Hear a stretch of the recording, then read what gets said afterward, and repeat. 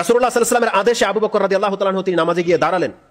ফাসাল্লাহ, তিনি নামাজ পড়তেছেন এই অবস্থায়। ফাওয়াজাদান নবী সাল্লাল্লাহু আলাইহি ওয়াসাল্লাম ফি নাফসিহি খিফাতুন, তিনি তার অবস্থাটাকে একটু রিল্যাক্স ফিল করলেন, মনে হচ্ছে যে তিনি দাঁড়াতে পারবেন এমনটা অনুভব করলেন।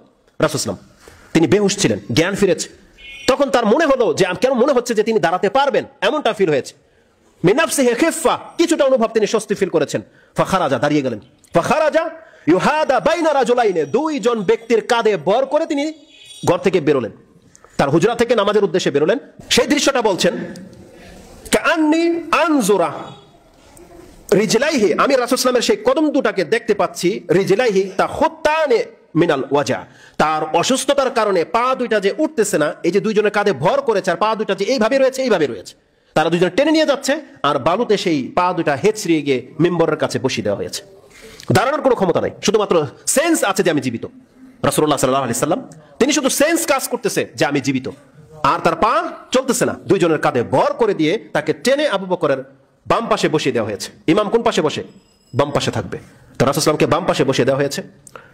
মুসলিমের বর্ণনায় রয়েছে ফাকামা ইউহাদা বাইনা রাজুলাইনে ওয়া রিজলাহু তাখুত্তানি ফিল আরদ, আয়েশা রাদিয়াল্লাহু তাআলা তিনি বলছেন তাকে টেনে মিম্বর পর্যন্ত নিয়ে যাওয়া হয়েছে আর তার পা দুইটা জমিনে দাগ টেনে রেখে গেল। এটা আয়েশা রাদিয়াল্লাহু তাআলা বলছেন। তখন তিনি তাকে বসিয়ে দেওয়া হয়েছে। ওই অবস্থায় এটা ছিল রাসূলুল্লাহ সাল্লাল্লাহু আলাইহি ওয়াসাল্লামের সর্বশেষ সালাত। সুম্মা উতিয়া বিহি হাত্তা জালাসা ইলা জামবিহি, তাকে আবু বকর সিদ্দিকের সামনে বসিয়ে দেওয়া হয়েছে। তাকে দেখে আবু বকর সিদ্দিক সালাত আদায় করতেছেন আর আবু বকর রাদিয়াল্লাহু তাআলা তাকবীর পাঠ করে মুকাব্বির হয়ে সবাইকে তালকিন করতেছেন। এটা ছিল রাসূল সাল্লাল্লাহু আলাইহি ওয়াসাল্লামের জীবনের সর্বশেষ সালাত, যার জবান থেকে তাকবীর পর্যন্ত উচ্চারিত হচ্ছিল না, যার তাকবীরের ইশারা দেখে আবু বকর তাকবীর দিচ্ছিলেন আর আবু বকর রাদিয়াল্লাহু তাআলা আনহুর তাকবীর শুনে সাহাবায়ে কেরাম আজমাইন তারা সালাত আদায় করেছিলেন। এটা ছিল রাসূল সাল্লাল্লাহু আলাইহি ওয়াসাল্লামের জীবনের সর্বশেষ সালাত। এই হাদিসটাকে ইমাম বুখারী রাহিমাহুল্লাহ তিনি তার কিতাবুল আযানের মধ্যে উল্লেখ করেছেন। হাদিস হচ্ছে 6664 এবং ইমাম মুসলিম তিনি তার কিতাবুস সালাতের মধ্যে 827 নম্বরে উল্লেখ করে দিয়েছে।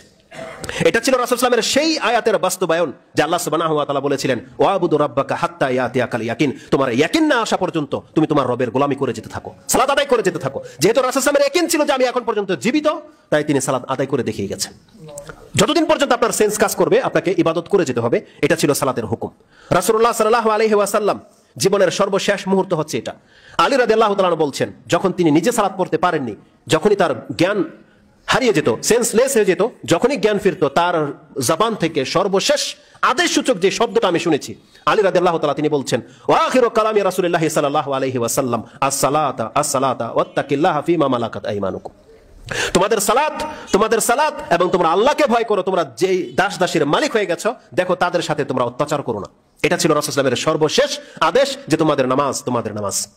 এটা ইমাম তিরমিজি রাহিমাহুল্লাহ এবং ইমাম ইবনে মাজাহ উভয় কোট করেছেন। আবু দাউদেও রয়েছে হাদিসটি 5156 মানে 51-56 তে রয়েছে এবং ইবনে মাজাহতে হাদিসটি আপনি 2697 তে পাবেন।